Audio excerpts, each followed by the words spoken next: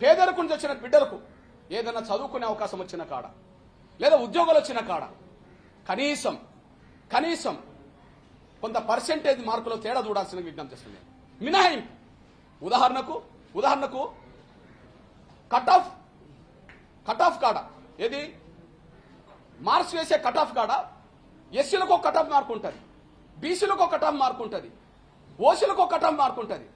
అంటే ఓసీలకు ఎస్సీలకు cut off మార్కులు ఎట్లయితే తేడా ఉన్నదో ప్రతి కులంలో ప్రతి తెగలో అక్కడ ఆర్థికంగా బాగుపడ్డ కుటుంబాలకు ఇచ్చే కట్ ఆఫ్ మార్కును పేద కుటుంబాలకు ఇచ్చే కట్ ఆఫ్ మార్కులు కొంత తేడా ఉండేటట్టు చూడండి. కొన్ని కట్ ఆఫ్ మార్క్స్ అన్న పెట్టేశాను.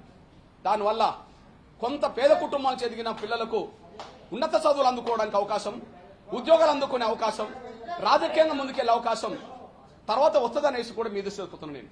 అంటే కట్ ఆఫ్ మార్క్స్ లో ఈ దళిత గిరిజన వర్గాల నుంచి ఏ కుటుంబాలైతే బాగా ఆర్థికంగా ఎదిగినాయో, ఏ కుటుంబాలైతే రాజకీయంగా ఎదిగినాయో, ఏ కుటుంబాలైతే ఉన్నత ఉద్యోగ వర్గం పెట్టుకొని ఇవాళ రిజర్వేషన్ల ఫలాలు అనుభవిస్తుండ్రో ఆ కుటుంబాలకును మొదటి తరంకు సంబంధించిన రిజర్వేషన్ల ఫలాలు అందుకోవడానికి వచ్చిన కుటుంబాల మధ్యలో విద్యా అవకాశాల్లో, ఉద్యోగ అవకాశాల్లో కట్ ఆఫ్ మార్క్స్ లో కొన్ని మినహాయింపులు ఉండే విధంగా, మార్గనిర్దేశక సూత్రాలు కూడా ఉండే విధంగా ఈ పార్లమెంటు మెంబర్లు మాట్లాడలేకపోయారు. అంటే అర్థం ఏంటంటే మళ్ళా చెప్తున్నా, ఇవాళ ఈ దేశంలో పార్లమెంటులో ఎస్సీ వర్గాలందరి లీడర్లందరని చెప్పబడుతున్న వాళ్ళు, ఎస్సీ వర్గాలకు మేమే లీడర్లమని చెప్పబడుతున్న వాళ్ళు రామ్ విలాస్ పాస్వాన్లకే లీడర్, దళితులందరికి లీడర్ కాదు. ఆ పాస్వాన్లకు కూడా ధనికులకే లీడర్, అక్కడ పేదలకు కూడా కాదు. అదే సమయంలో మహారాష్ట్ర నుంచి వచ్చిన రామ్దాస్ అతవాలే, ఆ అతవాలే మహర్లకే లీడర్, ఆ మహర్లలో కూడా ధనికులకే లీడర్. అదే సమయంలో మల్లికార్జున్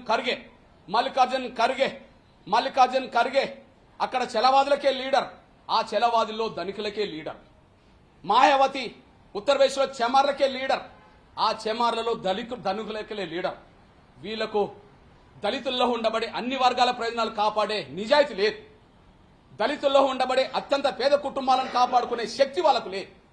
ఈ నిజాయితీ లేనోళ్ళు, శక్తి లేనోళ్ళు పార్లమెంటును కబ్జా చేశారు. అందువల్లనే రిజర్వేషన్ల వర్గీకరణ వ్యతిరేకిస్తూ ప్రకటనలు చేస్తుంటారు. ఎందుకంటే ఏ కులాల నుంచి ఎదిగినరో రిజర్వేషన్ల ఫలాలు ఎక్కువ పొంది ఆ కులాల వాళ్ళే వీళ్ళు. అదే సమయంలో క్రిమిలేయర్ వద్దని చెప్పి గొంతు చెప్పుకుంటారు. ఏ కులాల నుంచి ఏ కుటుంబాలుగా ఎదిగినాయో, వేల కోట్ల రూపాయల ఆస్తి పనులుగా అయినరో వాళ్ళే ఈ క్రిమిలేయర్ను వ్యతిరేకిస్తున్నారు.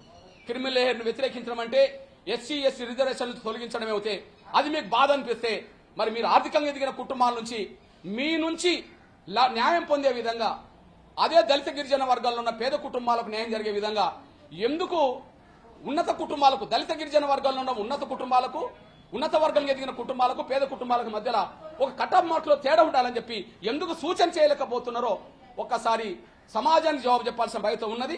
మేము మాత్రం సూటిగా అంటున్నాం, దళిత గిరిజన వర్గాల నుంచి దేశంలో ఏ కులాలు ఎదిగినాయో ఆ కులాల నుంచి కొన్ని కుటుంబాలు బాగా ఎదిగినాయి. ఆ కుటుంబాలే ఇవాళ రిజర్వేషన్ వర్గీకరణ వ్యతిరేకిస్తున్నారు, క్రిమిలేయర్ వ్యతిరేకిస్తున్నారు. రిజర్వేషన్ వర్గీకరణ వ్యతిరేకిస్తే అది ఆగదు. క్రిమిలేయర్ విషయంలో ప్రభుత్వాల మీద ఒత్తిడి పెట్టి ఆపుకునే ప్రయత్నం చేయబోతున్నారు. కానీ మేము చెప్తున్నాం, మీరు ఆపే ప్రయత్నం చేసినా కింది పేద కుటుంబాలకు న్యాయం చేసే విధంగా, సూచనలను చేసే విధంగా ముందుకు రావాలని, లేకపోతే ఖచ్చితంగా మీరు దళిత గిరిజన వర్గాల పేరు చెప్పుకునే అర్హత లేదని, రామ్ విలాస్ కొడుకు దేశంలో దళిత లీడర్ అని పేరు చెప్పుకునే హక్కు ఎక్కడ ఉన్నది? ఆయన వర్గీకరణ వ్యతిరేకిస్తాడు, క్రిమిలేయర్ వ్యతిరేకిస్తాడు. మాయావతికి నేను దళిత లీడర్ను, నేను బహుజన్ లీడర్ అని చెప్పుకునే హక్కు ఎక్కడ ఉన్నది? ఆమె చెమార్లకు లీడరు, చెమార్లో ధనికులకు లీడర్. రామ్దాస్ అథవాలకు దేశంలో దళిత లీడర్ అని చెప్పుకునే హక్కు ఎక్కడ ఉన్నది? ఆయన కూడా లేదు. మల్లికార్జున్ ఖర్గే దళిత లీడర్ ఎట్లా అవుతాడు? ఆయన కూడా లేదు. వాళ్ళు కేవలం సంపన్న వర్గాల నుంచి, సంపన్న కుటుంబాలకు ఎదిగిన వాళ్ళు మాత్రమే. ఈ దేశంలో దళిత గిరిజన వర్గాల ప్రయోజనాలు కాపాడే విధంగా, దళిత గిరిజన వర్గాల్లో ఉండబడి అట్టడుగు పేద కుటుంబాల ప్రయోజనాలు కాపాడే విధంగా భవిష్యత్తు రోజుల్లో మా ప్రయత్నం కొనసాగిస్తాం. వీళ్ళు దోషులు.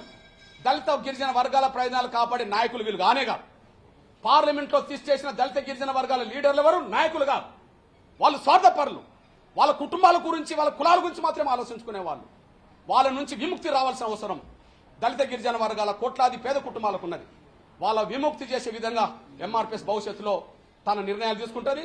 అన్ని పేద కుటుంబాలు, అన్ని దళిత వర్గాల్లో వెనుకబడ్డ కుటుంబాలు, అన్ని కులాల్లో ఉండబడే పేద కుటుంబాలను కలిసి వాళ్ళతో కూడా భవిష్యత్ కార్యాచరణ రూపొందిస్తామనే విషయం కూడా నేను స్పష్టం చేస్తున్నాను.